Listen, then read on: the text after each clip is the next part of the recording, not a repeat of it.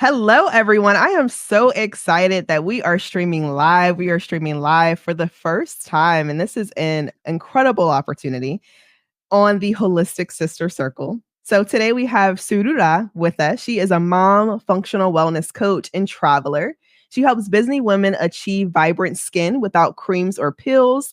And her journey actually started from chronic skin issues to holistic healing inspired by her mission. She uses functional medicine to tackle root causes, guiding clients to clearer skin, better sleep, and renewed confidence through practical, personalized solutions.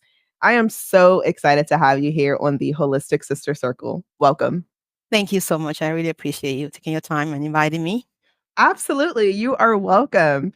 So, one of the first questions I would love to ask you before we get started and learning more about healthier skin, because your skin looks amazing. So I'm Thank glad to you. talk more about it. But Thank you. before we do, I would love to for you to share with us what has been the most challenging that you've seen for either yourself or your clients just within the last 30 days when it comes to skin? So the most challenging thing is basically what I've always seen as a challenge for everyone that has skin issues is the feeling of maybe I'm not good enough, maybe something's wrong with me. That loss of hope is what I still see. When it comes to skin issues, whether it's red, scaly, itchy skin, or just skin like just not looking great, dry skin. We always There's always this fear and this concern and this feeling of inadequacy. And a lot of times it's not even something that you're aware you're doing. Mm. So that's one of the biggest is that feeling that kind of like cripples us because it goes down deep into our emotional center. And we have this feeling of, okay, what's going on with me? Why am I so different? And we're afraid of what people are going to say about us. And so we internalize it and it becomes more emotional baggage. Ooh, I feel like I can totally relate to that because even with my battle with irritable bowel syndrome, a lot of it was emotion. It was emotional trauma. And because I had constipation, it wasn't coming out there. It was showing up on my face, showing up on the skin. Can you share a little bit about just your story and the struggles and battles that you went through with your skin? Yeah. So at the age of around the age of 12, 11, 12, for some reason, I developed some kind of a rash. And at that time, I remember my mom telling me, oh, you need to go back and wash. You didn't wash well. So I went and I started scrubbing, which got worse and worse. Over time, I had to hide because I was in high school, in boarding school or girls' school at that time. So I had to hide my skin, wear turtlenecks, cover myself up so that no one sees my skin. That's when I started to realize the emotional toll of having something on your skin. Because sometimes people don't know and they will go, oh, what's that? Is it contagious? Well, at this time, I was also a teenager, so I didn't know everything. I didn't know all the story. And when you go to a doctor, they were like, oh, maybe it's genetic, maybe it's this, maybe it's that. So they keep giving me all those creams. Well, finally, I realized it was what it was. And I was diagnosed with eczema. So I was given steroids. And I used steroids for years. And I mean, it was like regular cream. Like literally, I drank more steroid than I ate. That's how I felt. Oh my And God. at that time, I use it on a daily basis, because sometimes I'll be in class studying all the way to college. Something came upon me one day. I was like, what is going on? Why do I have this? My body is not broken. What is my body trying to say to me? And at that time, I wish I linked it to my gut health, but I didn't. But I just knew that it was something that I ate that might be irritating my skin. So I decided, okay, I need to cut down the steroid. It was getting too much. So I decided to start moisturizing and start avoiding certain chemicals that I saw in products. And the more I moisturize and when I avoided certain things that I noticed after weeks and months of experimenting that fled me up, I got better. So for the last 25 years, I've not had to use any steroid on my skin to treat that particular diagnosis or that particular symptom. Wow. That is incredible. And there are a couple of things that really stood out to me too. And I just actually want to pull up our articles here because they go right in hand with it, which I was like, wait, how did you know I wanted to get into this already? Because But it's always about the gut. yes, yes. And I wanna read this too for our listeners as well, because I don't think many people really tie their gut back they tie their skin issues back to the gut. And one of the things that you had mentioned was you did. Like, you needed to figure out what was actually causing this from the inside out. So, this is an article. So, for those of you all who don't know, we do look at to see what's happening in the news right now and what are some of the hottest topics, especially around skincare. And I think for us, some of the things that really stood out. So, this is an article from Viome. Viome is actually, they do have gut tests. I actually did a gut test with them last year. After I was vegan for 2 years, I started having symptoms again. And I said, let me do a gut test to figure out what is happening in my body. And after doing the gut test, I realized that I was eating too many beans. Mm. So based on the test, it said I needed to stay away from beans for at least 6 months. Mm. Y'all, as a vegan, that was my main source of protein. So I'm like, what the heck do I eat now? Anyway, we're gonna get into it. But one of the articles that we have here is Healthy Glowing Skin from the Inside Out. And it really talks about how there's a time in every woman's life when suddenly the typical morning and evening skincare rituals change, along with a number of products. Some might refer to this change as natural progression in womanhood, the skin mask, wrinkle creams, detox oils, but somehow they never seem to work like the commercials say they will. And each month, the ingredients in these products get more complex and even more expensive. Soon, terms like skin plasticity and cell renewal get tossed around, having you believe these products will help you fight back against signs of aging. Though you might notice some improvements as your skincare routine costs go up, you might not be addressing the underlying issue that is surprisingly cheaper to treat, your gut health, which is what you just talked about too. And in truth, your skin health may have little to do with the normal wear and tear of your body as you age. Instead, your skin might be suffering from a chronic assault of inflammation that stems from an imbalance in your gut. So, just by reading this and how we can share, like, just showcase this within our audience as well, what came to mind to you? Because I saw you over there, you were like, ugh, Mhm. oh my gosh. What was the first thing that came to mind? Ah, the the importance of the gut skin connection. Mm. It's something that we don't talk about. I didn't know about this when I went to medical school. Like, we didn't talk about gut skin connection. Yes, the microbes that we have in our gut are so crucial to our overall health. But in medical school, we're taught that about 75 to 80% of our immune system is in our gut. What we didn't do was delve into it and say, what does that mean? But the bacteria, the microbes that we have in our gut actually they help us live better. We also have microbes on our skin. And there is an interaction between the gut and the skin. But we don't usually talk about that. We just I usually ask my niece and nephew, why do you eat? And they say, because I'm hungry. But that's not why we should eat. We should eat to give ourselves nutrients, but we should also eat to feed our microbes. Because our microbes actually need the further to be healthy, so they can give us what we need for our body to heal and for our body to be healthy. For we to also have good aging skin. So Wow. that's so crucial, that when you don't eat the right food, or you eat foods that actually kill, or you take things like medications that actually kill your normal microbes in your gut, it causes what we call like dysbiosis. It causes the normal microbes to dissipate or to reduce, and then you have the bad microbes that actually they're not bad per se, they're normal microbes, but when you kill one, another one comes up and overshadows the other one. So now you have microbes that are usually living normally and happy, and now one is too much and one is too little. So we have this imbalance. And this imbalance causes inflammation.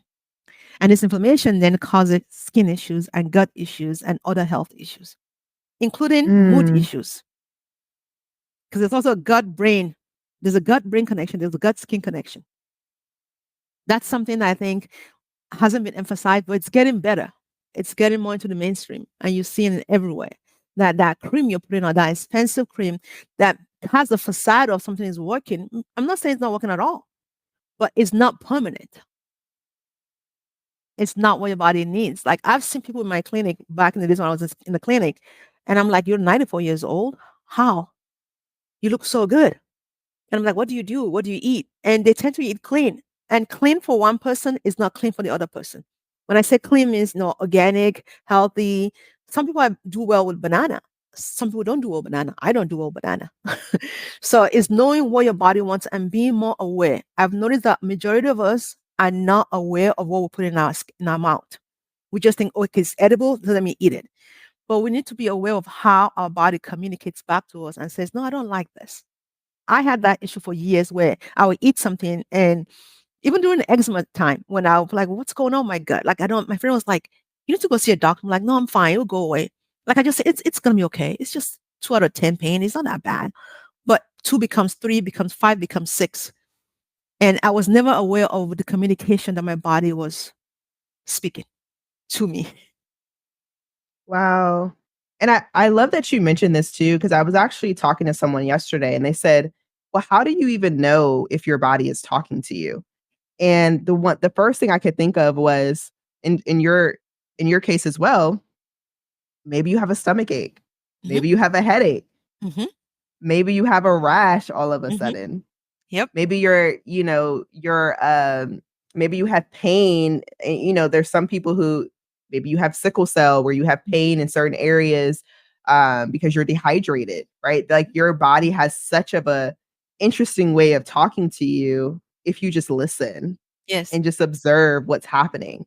Mm-hmm. And I love that you also share too with this gut to skin ratio. You talked about how you didn't learn this in medical school. What made you want to dig deeper?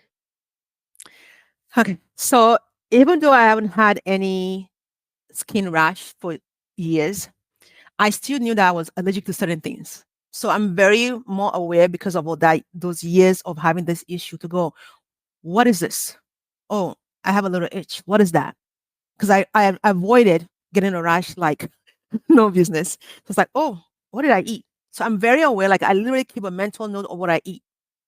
And Mm, so I'm like, okay, what did I just eat? Oh, okay, wait, stay away from that. Try it again in 2 weeks. Oh, okay, I had the same symptoms. Okay, that food is no longer my friend. Put it on the unfriendly side. So I'm very aware. I'm very keen to what I do, what I eat, how I do it, even as down to what kind of water I drink.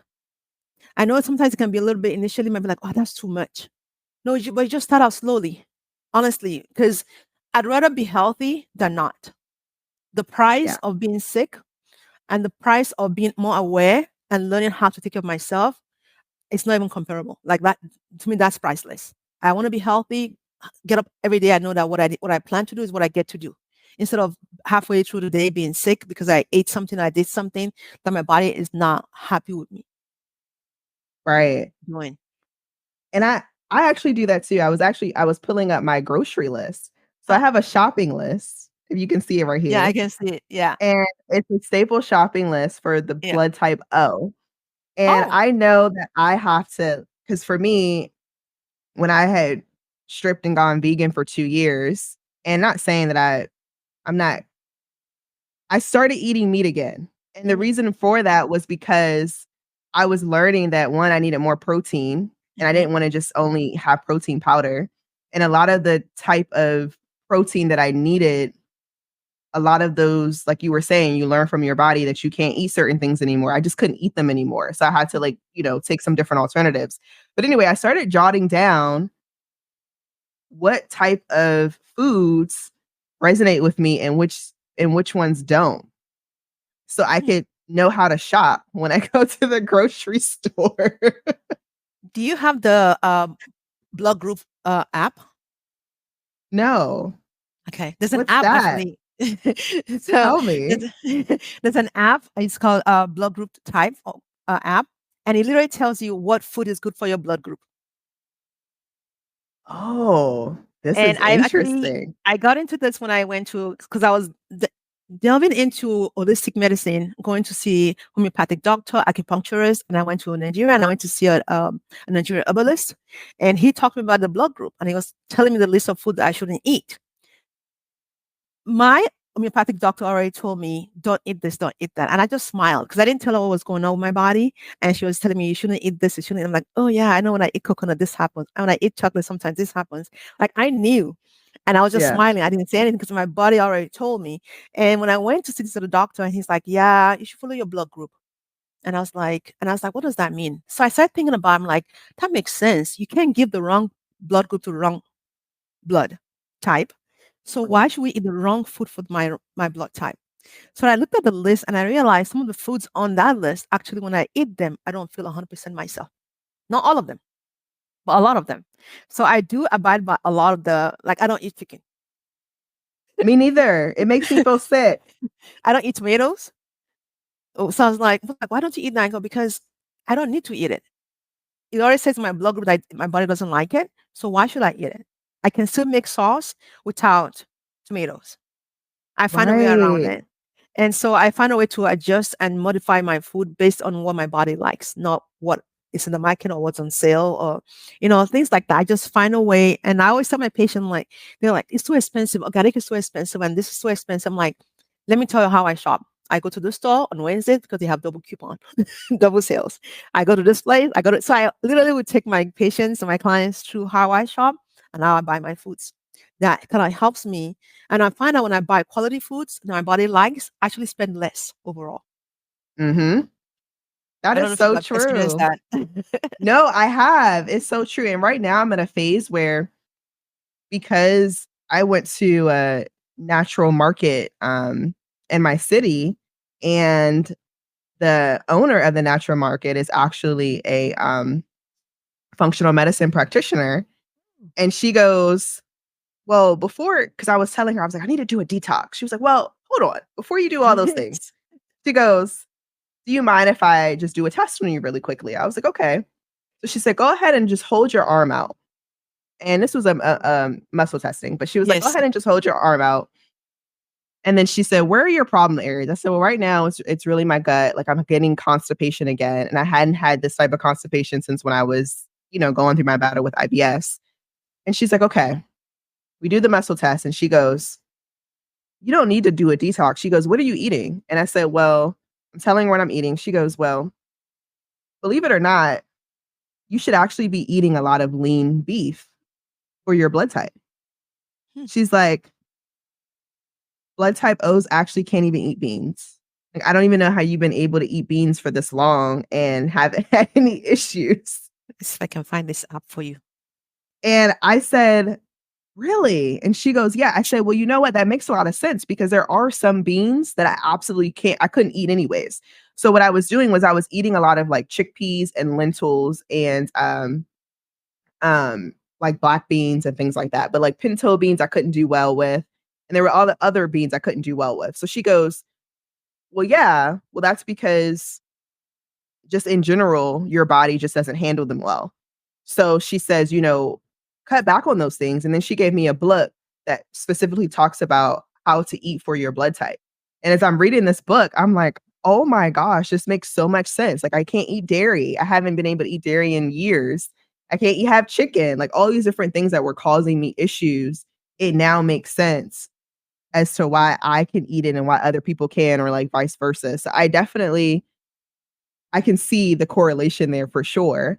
And I would love to know from you too, while we're on this topic, is what are some, just if you could share some things that you've noticed that have really helped the skin based on fruits and vegetables, like our staple fruits and vegetables, something that we should always be having like on our list. Berries, Mm. because of the antioxidant. But that doesn't mean berries works for everybody. So when I talk about certain foods, everybody is different.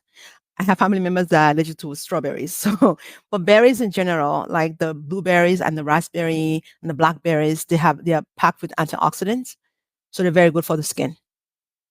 Uh, can you hear me? Yep, I can hear you, but you Oh, are okay. frozen, Yeah, I just noticed that right now. My just which clipped is off, but I'll just keep talking. Okay, I'm back. oh, there you go. So berries are very good. Anything that has antioxidant in them are very good. Fiber is good for us because fiber feeds the bacteria in our gut. So anything that feeds the bacteria in our gut, like I like to have like chia in my like I'll make a smoothie or whatever I'm eating, I'll put some chia in there, some flax seeds, something that just helps, that helps me. Um, I'm not a banana eater. Apple can have a lot of so much sugar in it sometimes, so it's still not bad. But at the end of the day, what I've noticed so far with everything I've learned, whether in medical school or functional medicine, everything in moderation. And then listening to your body. What does your body need? Some people need more berries than others. Some people need more potassium. Some want to eat more banana than others. So it's just listening and saying, okay, what does my body need? But overall, you want to eat foods that have antioxidant. And oxidation is not a bad thing. And inflammation is not a bad thing. We just want little amount to get our body ready and revved up when it needs to be. We don't want to be excessive. So that's why I say everything in moderation. So balancing the different colors of fruits and vegetables is very good. Having some green vegetables, if you're able to consume things like broccoli and cauliflower and cabbage, it's good for you also. If you're garlic, onion, those are all good for you if you can tolerate them. If you cannot tolerate them, then find what in that family that you can tolerate. Yeah, that's super helpful. So our next segment, I actually wanted this is an interesting topic. I wanted to get your thoughts about this. I was super excited when I found this. This is actually from the medical news today, and it's about Botox. So Ah. Botox, cosmetic, and medical uses. And believe it or not, I have connected with so many people and just on Instagram and TikTok, and this is like a hot thing right now. And so the article says Botox is a protein made from botulinum botulinum toxin that temporarily paralyzes muscle. In small doses, it can reduce skin wrinkles and help treat a range of medical conditions, including eyelid spasms and some types of migraines.